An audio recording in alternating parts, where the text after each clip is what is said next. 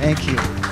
Good morning, everybody. So, sorry, it's all Shushu Guangdonghua, so that's all I know, actually. So, yeah, I'm Chris Salavaria from PNT. So, I'm here to explain the concept, the problems that we encountered while we were doing the project, and the workflow that we incorporated in doing this. So, a quick introduction of the team. So, yeah, 4 of us are from PNT. So, me, Kevin is our team leader. He was in charge of all the submissions and schematics.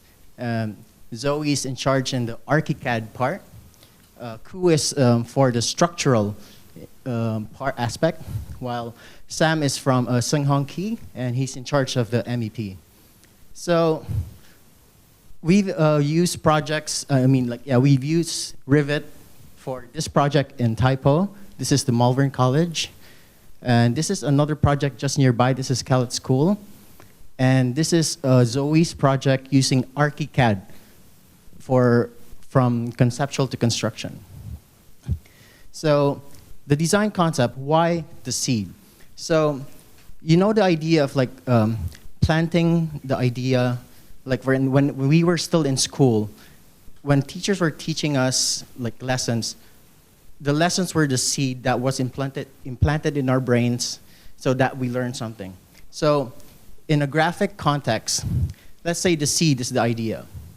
And the idea here is like BIM technology. And then eventually the seed grows up to be a tree. And in analogy, the tree here is the new CISD center. And then eventually the tree produces seeds that will eventually promulgate.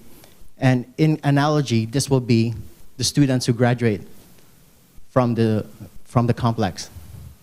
So first and foremost, when we designed the building, we had to establish the context. So there's a residential area on the east side, industrial area on the west side, the main MTR line running beside it, and another elevated road on the north side. And the pedestrian access are from the north and from the south. And eventually, this is the future greenbelt area that's gonna be developed. So taking those in consideration, we started to plot out our building. So first, we had to establish our boundaries. And then do the necessary offset as per statutory requirements. Establish the maximum height that we can go. So eventually, we end up with this shape. But to go back to our original design intent of having the seed as the idea, have you ever seen a seed that's rectangular in shape? So what if we cut it and smoothen the edges? So in 2D, it becomes like this. But then it's still very rigid. So what if we trim and smoothen it furthermore in the 3rd dimension? So we further trimmed it out. Eventually, we got to this shape. Now, regarding the orientation of the site going into a north and south axis, what if we cut out the sides and the bottom to promote the classrooms on the sides and the entrance on the bottom? Eventually, we get this shape. And then we added the fenestration, the windows, in this triangular pattern. Sorry. And eventually, we added the shading fence because in the north, in the east and west orientation because of the sun. But then what if we added one more aspect, the 4th dimension, which is time? Okay, going back, before we go to the next slide, this is all the requirements. So GFA is okay, plot ratio is okay, site coverage we comply. So going back, this is the 4th dimension wherein we have shading fins that reacts whenever the sun is on its side. So this is the building at night, the building in the morning, and the south-east view. Okay, in terms of zoning, it's divided into 3 zones. So public zone on the bottom, the first 2, semi-public zone on the middle part, private zone, which are the classrooms on the upper part. So on plan, we have the large workshop, outdoor exhibition area, and lounge reception to cater for exhibitions and large-scale exhibits. While on the second floor, we have the multipurpose hall, canteen, which is also like a semi-public, so people from the outside can still go inside.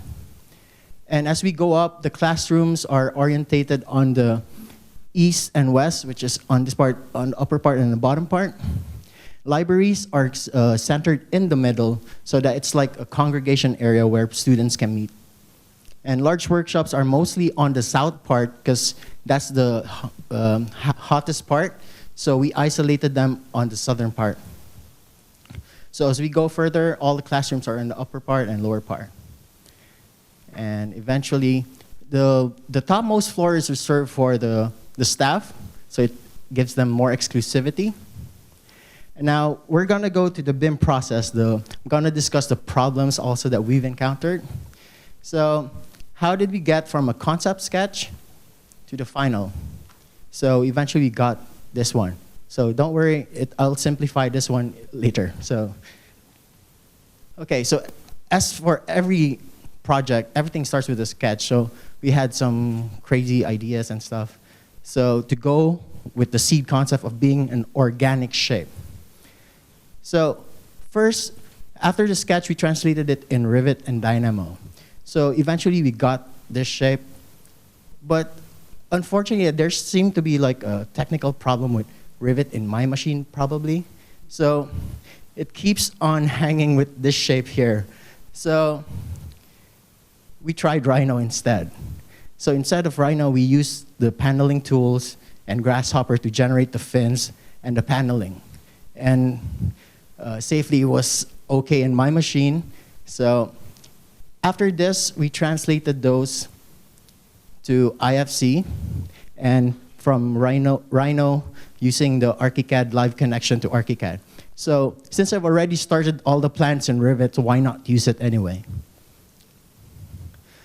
So fortunately, the results from ArchiCAD were okay, because we also tested of using the fins in Rivet, but it had some DWG weird graphics going on.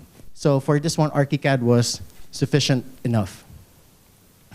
So after this, we also exported the files to Rivet back again for the structural guys and MEP guys to work on it. And then concurrently, we were using also Studio Max with V-Ray as well as Photoshop to develop the renderings. So we went on site, took a picture, overlaid it, and photo montage it. This is the rendering from Studio Max and the V-Ray mask, so that when we get to Photoshop, we could just easily manipulate the colors and stuff, which eventually leads us to this final picture. So we reverted all the files again and federated it back to ArchiCAD. So eventually we used BIMX Pro to make all the things as well. And this is a video, this is from a video capture from the iPad using BIMX. So we usually use BIMX to, whenever like we go to meetings and explain to clients, and then we hand the iPad to the client, and they could manipulate, touch on the elevation mark, they go to that particular view, and then you could real-time pull and push all the sections, as you can see here. So the client can also like play around, like they can move around the sections, see how it looks like, comment on it if ever there are.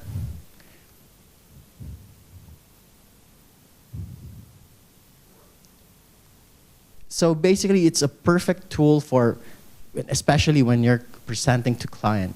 So this is I always wish that Autodesk had something similar. It has something relatively close, but not as close as what we have for BIMX. So you could also do those like real-time cutting of sections and 3D views.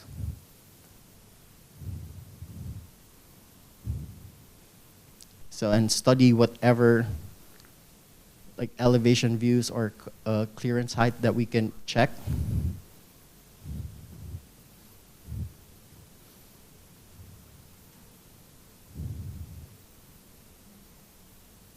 And this is like real time in ArchiCAD. So like whenever you edit it, it also refreshes back to the BIMX when you export it. So the section views. And whenever you click on those links, it just automatically goes to that particular view. So in conclusion, what was the best software?